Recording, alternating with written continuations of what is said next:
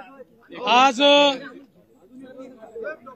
अतिशय आनंदाची गोष्ट आहे की प्रधानमंत्री आवास योजनेच्या अंतर्गत यावर्षी आपल्याला केंद्र सरकारने 6.5 लाख घरं मंजूर केली होती।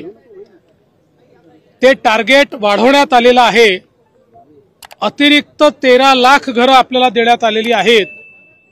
एकूण आपण विचार केला तर जवळपास यावर्षी केंद्र सरकारच्या वतीनं महाराष्ट्रातल्या गरिबांकरता, कच्च्या घरात राहणाऱ्यांकरता, बेघरांकरता एका वर्षात 20 लाख घरं देण्याची अनाउन्समेंट आताच केंद्रीय ग्रामविकास मंत्री आदरणीय शिवराज सिंग चौहान साहेबांनी केलेली आहे।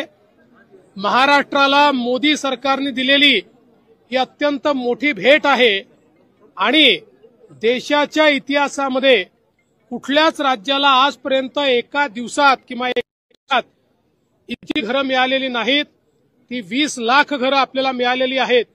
खरं म्हणजे आपल्या आवास प्लसमध्ये 26 लाख त्या ठिकाणी लोकांचं रजिस्ट्रेशन आहे।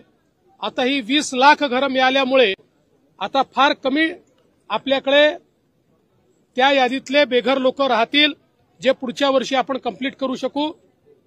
त्याचसोबत एक अजून महत्वाची अनाउन्समेंट त्यांनी केली आहे की पूर्वी सर्वेक्षणामधले जे निकष होते ते निकष देखील आता त्या ठिकाणी डायल्यूट करण्यात आलेले आहेत।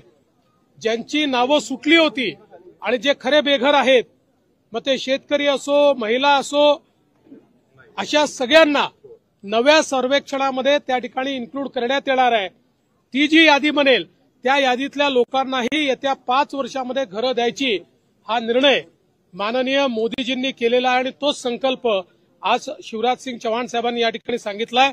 मी महाराष्ट्राच्या वतीनं माननीय देशाचे प्रधानमंत्री मोदीजी आणि केंद्रीय ग्रामविकास मंत्री शिवराज सिंग चौहानजी या दोघांचेही मनापासून आभार मानतो की आज 20 लाख घरं त्यांनी महाराष्ट्राकरता दिली आहेत।